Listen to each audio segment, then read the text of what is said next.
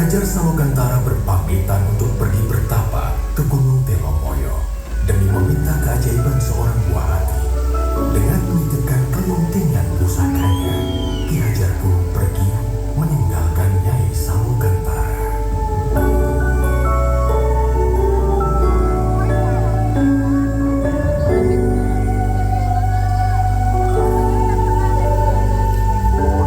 Setelah berbulan-bulan lamanya, Nyai Salokantara akhirnya mengandung seorang anak.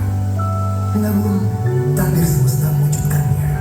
Anak yang dikandung Nyai bukanlah seorang anak manusia, melainkan seekor ular naga yang bisa bicara. Ia memberi nama naga tersebut Baru Klenteng, nama yang diambil dari kelentingan pusaka milik Ki Hajar Salokantara.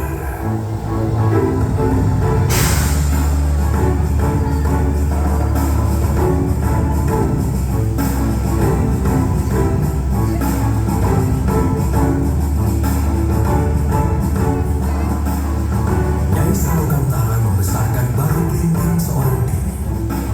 Baru Klenteng memiliki kekuatan untuk memperbaiki segala sesuatu dengan hembusan nafasnya. Dikala Baru Klenteng beranjak remaja, ia mulai bertanya akan keberadaan ayahnya. Nyai Salokantara kemudian mengajak pergi untuk menemui ayahnya di Gunung Telomoyo dengan membawa bukti berupa kelintingan. Nyai pun berpesan, Baru, di luar sana akan banyak orang yang tidak menyukai rupamu. Jangan pernah kau membalas kejahatan dengan kejahatan. Percayalah, hanya kebaikan yang akan membawa ketentraman di muka bumi ini.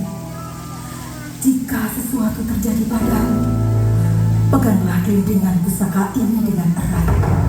Senantiasa, semesta akan menolongmu. Hati-hati, Baru. Baru pun terbang meninggalkan tempat tinggalnya untuk menemui ayahnya Ki Hajar Salokantara.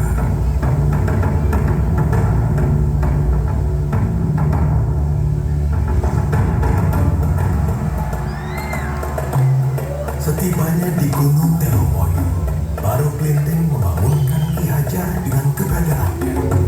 Ki Hajar Salokantara sangat terkejut melihat rupa Baru Klenteng yang merupakan seekor ular naga. Baru Klenteng kemudian memberitahukan Ki Hajar bahwa ia adalah anaknya. Ki Hajar merasa tidak percaya. Akan tetapi Baru Klenteng menggunakan kelintingan emas pusaka miliknya.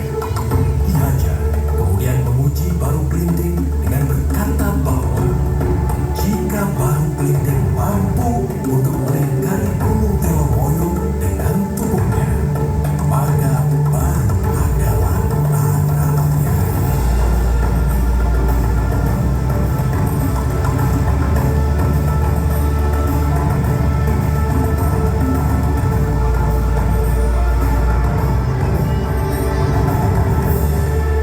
Dengan keberhasilan Baru, Ki Hajar kemudian berpesan, "Wahai Baru Klenteng, kau memang anakku yang dikaruniai oleh semesta.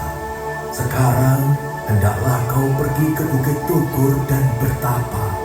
Maka wujudmu akan berubah menjadi manusia." Baik, Ayahanda.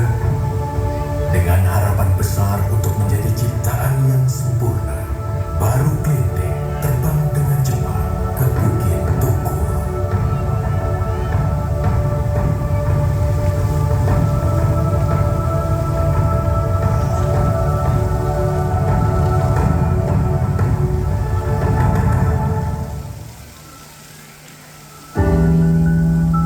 Namun di perjalanan, ia melewati suatu desa yang dilanda kemiskinan. Desa itu adalah Desa Patu. Merasa iba, Baru menolong desa itu dengan hembusan nafasnya.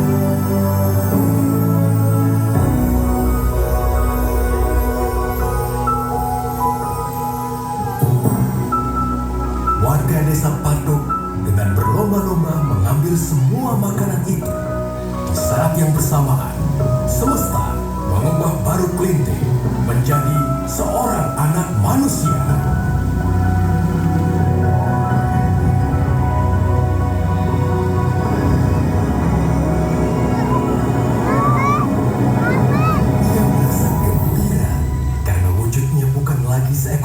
naga yang menyeramkan. Tiba-tiba perut Baru Kelinting berbunyi kelaparan. Dengan rupa seorang manusia, Baru Kelinting tidak lagi takut untuk menghampiri desa tersebut. Ia berjalan mendekati desa dan meminta makanan pada salah satu warga. Akan tetapi, Baru Kelinting malah diusirnya. Siapa kau anak kecil? Di sini tidak ada makanan untuk. Semua ini hanya untuk kami, warga desa Patung. Pergi kau dari sini.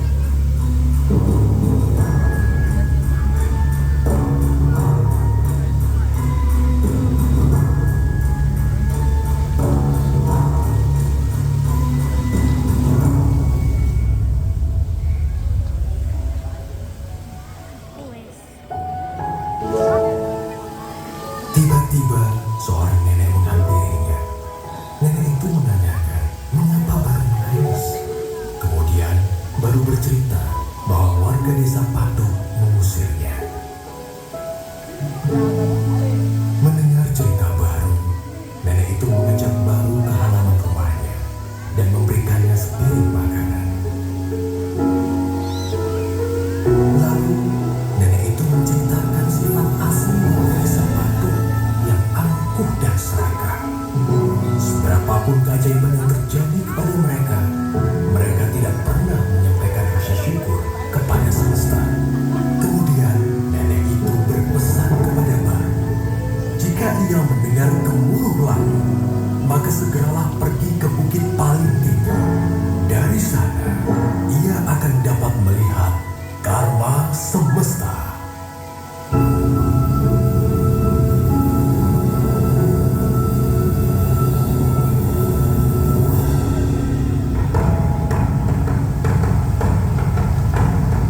Tak lama kemudian, gunung besar terdengar dan hujan mulai turun.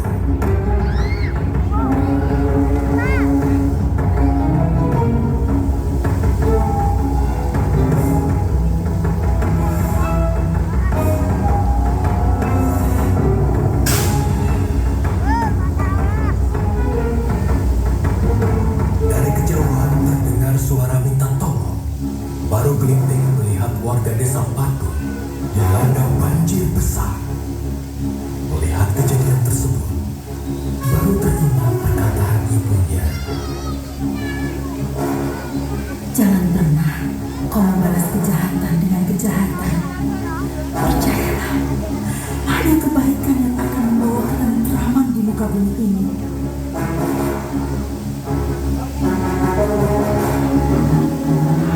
Baru Kelinting kemudian berdoa kepada semesta. Wahai semesta, kembalikanlah wujudku seperti semula. Aku ingin menolong semua orang dengan wujudku apa adanya. Dengan wujud ular naga seperti sedia kala, Baru Kelinting menolong warga desa Patung dari bencana banjir tersebut.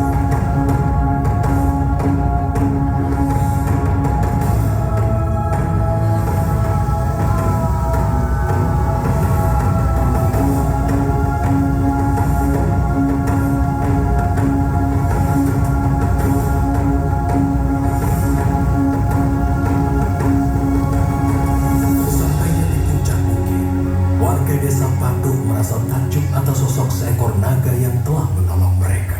Baru Kelinting pun memberitahu warga desa Patung bahwa ialah anak kecil yang telah mereka usir tadi. Warga desa Patung akhirnya menyadari kesalahan dan sifat buruk mereka. Dengan tundukan rasa hormat, warga desa Patung